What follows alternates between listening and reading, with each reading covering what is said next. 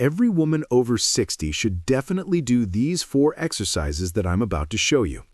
The set of exercises you'll see will help you firstly strengthen your glutes, hamstrings, and thighs. This will have a huge impact on your health. Your hips will function better and you'll feel better. And even at 60 or 70, when you look in the mirror, you'll see your legs starting to tone up. A lot depends on what you do. If you do this exercise regularly, you'll look simply amazing. The most important thing to understand is that you must do these exercises regularly. What does this mean? It means that if you decide to do this set of exercises twice or 3 times a week, keep doing it, and in a few months, you won't recognize your reflection in the mirror. All the exercises are here, and they're not difficult. Many older people, especially women, write, "I'm overweight, I can't squat, I can't do the heavy exercises you show." Today, I'll show you some really simple, accessible exercises that don't require you to squat or do anything strenuous. Our very first exercise will target the hip joint. This is essentially a warm-up exercise. We're warming up the hip area. This is a good preventative measure for hip osteoarthritis or coxarthrosis. The exercise goes like this. Look, you're standing, first placing your leg like this, then like this. Place it like this, and then like this. You see, we lift our legs slightly and perform this movement. All exercises are performed in a comfortable manner. That is, if a movement causes discomfort, we don't push through discomfort or pain, but rather perform it in a range of motion that suits us. After you've done 20 movements like this, then we lift our knee higher. Raise it here and return it to the starting position. Then return it to the starting position. The goal is to do at least 20 repetitions. And of course, we do each leg here, first in a small range of motion, 20 times, and then here. That's the first movement. And you can also use this exercise. Look, lift your leg here and here. Why am I standing near the kitchen counter? Because it's a great place to lean on, for example, for an elderly woman to keep her balance. There could be a chair here, anything, a cabinet there, but the countertop, it's very convenient, right? Hold on and do this movement. Lift here, here, here. Look, your hand is here, your leg is here. The same thing 20 times, first with one leg, then the other. These movements are very important for hip health because this is a problem area for older women. Then we move on to the muscles themselves, the gluteal muscles. Many people think that you can only pump up the gluteal muscles with some kind of complex, heavy exercises, barbells, dumbbells, squats. Not necessarily. To do this, just start with the simplest movements. I'll show you first without a resistance band, then with one. So, the first group of exercises for the gluteal muscles. You stand like this, put your hand here, and lift your leg to the side. See, what's the main mistake? Lifting too quickly is ineffective for your muscles. You shouldn't rush. Raise, lower. Exhale as you lift, inhale as you lower. Inhale, exhale. So don't rush, don't make this mistake. The second mistake, when lifting your leg, you tilt your body to the side. You shouldn't do this either. If you don't experience pain within this range of motion, you can even lift your leg a little higher. But if you feel, say, that your hip joint starts to hurt or some discomfort in your back, don't push through the pain. So do the exercise within a pain-free range of motion. Your goal is to do 15 to 20 repetitions on each leg. So here I am, leaning against the refrigerator, doing this leg. That is, don't lean your body, keep it as straight as possible. And pay attention, your toe, your foot shouldn't turn in that direction. We lift sideways. We do 20 reps, 15 to 20, rest for a minute, and do 3 sets in total. If after a month of practice, say a month or more, you feel that this exercise is easy for you, get a resistance band. You can buy them at any sporting goods store. They cost pennies. Look what we're doing. We fix it right here at the very bottom. We spread our feet, almost shoulder-width apart, so you already feel the tension in the band, right? You know, grab the tabletop, hold yourself in place, and do this movement. Inhale, exhale. Inhale, exhale. Inhale, exhale. And at the end, hold the range of motion for at least half a second and you'll feel your glutes engage. They'll start to burn.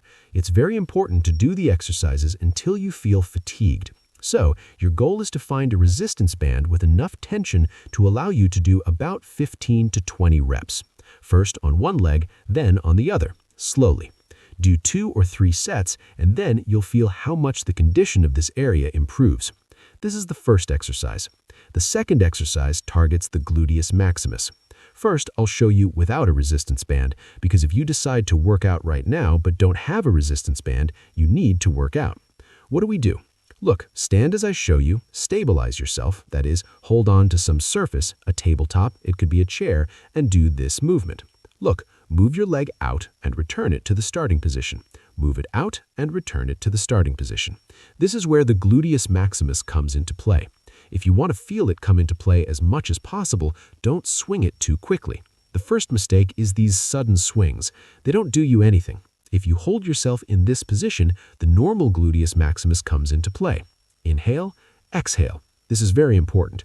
And the second mistake, look, people are doing a very large range of motion, a very sharp swing. You shouldn't do that either. Why? Because it's very hard on your lower back. Your gluteus maximus is engaged at this range of motion. You're not getting any benefit for your lower back after that. You're only causing harm. So you can't do that. This is the movement. See? And the whole range of motion. So you either stand as straight as possible or say you can lean forward about 10 degrees, but no more. So you do 15 to 20 reps with one leg and then with the other. And the same thing. Don't turn your leg out, keep your heel pointed in that direction. So let's do 3 sets. Rest for a minute or 2 between sets. If you feel like you haven't rested enough in 2 minutes, but you're lacking endurance, rest for another minute. You can pour yourself some water, drink some water. So don't rush. Do it at a pace that's completely comfortable for you, so to speak. And look, this is the easiest option. The second option is with a resistance band. That is, we fix the resistance band back here on our legs. Well, of course, we stand a little differently. That is, the resistance band is at the bottom. And we do this movement. Look, inhale, exhale, inhale, exhale.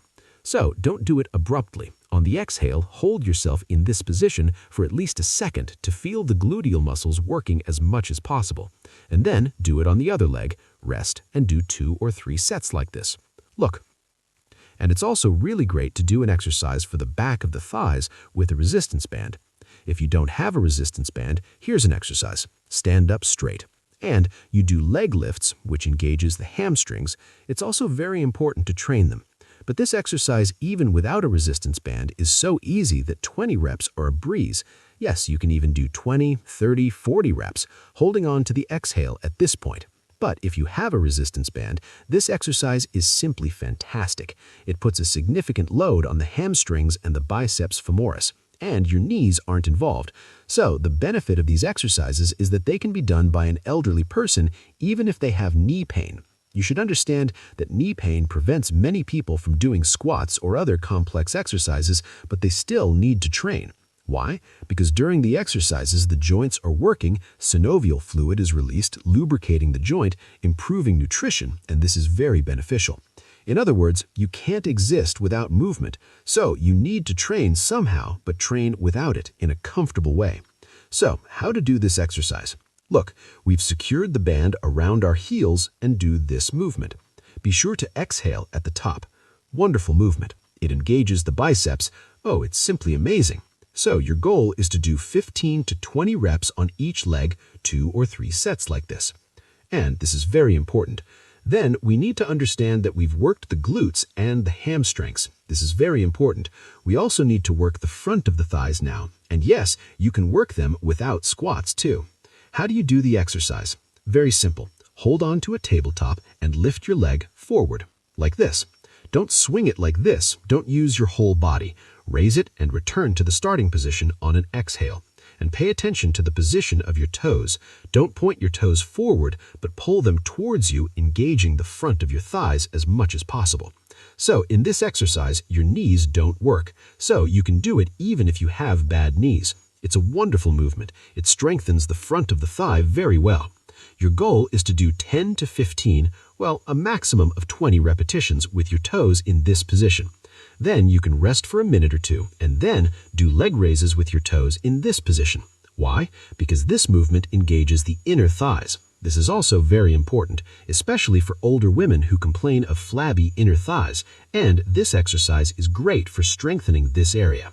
And then rest a little. And you can do leg raises, but with your toes in this position. Yes, they point in this direction. So the first option is like this. The second option is like this, and the third option is like this. In other words, these exercises really help you strengthen your thighs and help you fight sarcopenia. You should understand that these exercises greatly improve your health. Of course, many older women complain about saggy arms and poor abdominal strength, but training these muscles doesn't provide as much benefit to your body as training focused on your lower body, because the legs are a huge muscle group. And training these muscle groups has a very positive impact on your body because it releases large amounts of these substances, myokines.